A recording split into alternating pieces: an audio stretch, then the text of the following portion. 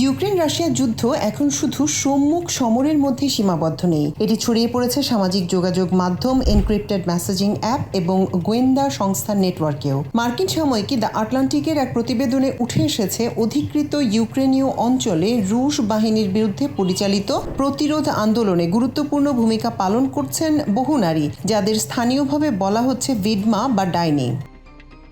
ইউক্রেনীয় লোককাহিনীতে ভিডমা বলতে এমন নারীকে বোঝানো হয় যিনি অন্যদের অজানা জ্ঞান ও দক্ষতার অধিকারী। বর্তমান যুদ্ধে এই শব্দ ব্যবহার করা হচ্ছে সেই সব নারী প্রতিরোধ কর্মীকে বোঝাতে যারা রুশ অধিকৃত এলাকা থেকে গোপন তথ্য সংগ্রহ করছেন এবং ইউক্রেনীয় বাহিনীকে সহায়তা করছেন। প্রতিবেদনে একটি ঘটনা উল্লেখ করা হয়েছে। অবরুদ্ধ ইউক্রেনে থাকা এক রুশ সেনা এই চোরাগোপ্তা প্রতিরোধে শিকার হয়েছিলেন খুব কাছ থেকে। মাসের পর মাস ধরে তিনি ভাবতেন এক ইউক্রেনীয় গৃহবধূর সাথে তার গভীর বন্ধুত্ব গড়ে উঠেছে, যে নারী একাকী এবং ফ্রন্টলাইনে তার জীবন কেমন কাটে তা নিয়ে ভীষণ কৌতূহলী। পুরনো প্রেমিক প্রেমিকার মতো তারা প্রতিদিনের ছোটখাটো গল্প শেয়ার করতেন। একদিন সেই নারী যখন দেখতে চাইলেন যে ওই সেনা কোথায় দায়িত্বরত অবস্থায় আছেন, তখন সরল বিশ্বাসে তিনি একটি ছবি পাঠান। সেই ছবির ব্যাকগ্রাউন্ডে খুব আবছাভাবে তাদের ক্যাম্পের একটি মানচিত্র দেখা যাচ্ছিল। এক পর্যায়ে সেই মানচিত্র থেকে তার ঘাঁটির অবস্থান শনাক্ত করা হয়। পরে সেই স্থানে ড্রোন হামলা চালানো হয়। তবে ওই নারী বাস্তবে কোনো অস্তিত্ব ছিল না। অ্যাকাউন্টটি পরিচালনা করছিলেন ইউক্রেনীয় সামরিক গোয়েন্দা সংস্থার একজন পুরুষ কর্মকর্তা। প্রতিবেদনে বলা হয়, যুদ্ধের 4 বছরে ইউক্রেনের প্রতিরোধ কৌশলও বদলে গেছে। এখন ছোট ছোট তথ্য সংগ্রহ করে সেগুলোকে সামরিক লক্ষ্যবস্তুর সুনির্দিষ্ট অবস্থানে রূপান্তর করা হচ্ছে। এসব তথ্যের ভিত্তিতেই পরিচালিত হচ্ছে ড্রোন হামলা।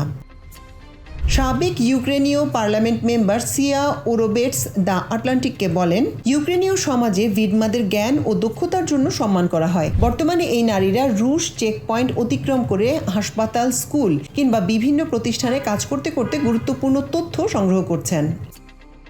ম্যারিউপল থেকে পালিয়ে যাওয়া এবং বর্তমানে শহরটির একটি প্রতিরোধ নেটওয়ার্ক পরিচালনাকারী পেত্রা আন্দ্রিউসচেঙ্কো বলেন, নারীরা এমন অনেক জায়গায় কাজ করতে পারেন যেখানে পুরুষদের পক্ষে যাওয়া কঠিন। ফলে প্রতিরোধ আন্দোলনে তাদের ভূমিকা অত্যন্ত গুরুত্বপূর্ণ। প্রতিবেদনে রোকসানা ছদ্মনামে পরিচিত এক নারীর কথা উল্লেখ করা হয়েছে। খেরসনের একটি ক্লিনিকে কর্মরত এই নারী রুশ আগ্রাসনের পর দেশ ছাড়তে বাধ্য হন। বর্তমানে তিনি বিদেশে বসবাস করলেও ইউক্রেনীয় সামরিক গোয়েন্দা সংস্থার জন্য লক্ষ্যবস্তু যাচাইয়ের কাজ করছেন। স্থানীয় এলাকার রাস্তা, গুদামঘর ও স্থাপনাগুলো সম্পর্কে তার বিস্তারিত জ্ঞান ড্রোন হামলার আগে লক্ষ্য নির্ধারণে ব্যবহৃত হচ্ছে।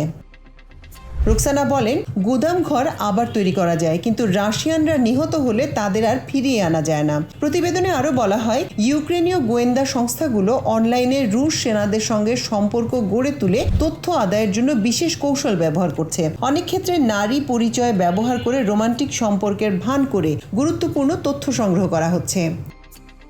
ইউক্রেনিয়ান উইমেন্স গার্ডের প্রধান ওলেনা বিলেতস্কা জানান, 2014 সাল থেকে তার সংগঠন 60,000-এরও বেশি নারীকে আত্মরক্ষা, বেঁচে থাকা এবং প্রতিরোধ কৌশলের প্রশিক্ষণ দিয়েছে। তাদের অনেকেই বর্তমানে অধিকৃত অঞ্চল থেকে বিভিন্নভাবে প্রতিরোধ আন্দোলনে অংশ নিচ্ছেন। প্রতিবেদনে দাবি করা হয়েছে, অধিকৃত অঞ্চল থেকে পাওয়া তথ্যের ভিত্তিতে ইউক্রেনের 426তম আনম্যান্ড সিস্টেমস রেজিমেন্টের ড্রোন ইউনিট নিয়মিত অভিযান পরিচালনা করে। কোনো গুরুত্বপূর্ণ লক্ষ্যবস্তুর অবস্থান শনাক্ত হওয়ার পর কখনো কখনো মাত্র 15 মিনিটের মধ্যেই সেখানে হামলা চালানো সম্ভব হয়। কিছু ক্ষেত্রে হামলার সময়ও গোয়েন্দা কর্মীরা অনলাইনে সংশ্লিষ্ট রুশ সেনার সঙ্গে কথোপকথন চালিয়ে যাচ্ছিলেন বলে প্রতিবেদনে উল্লেখ করা হয়েছে।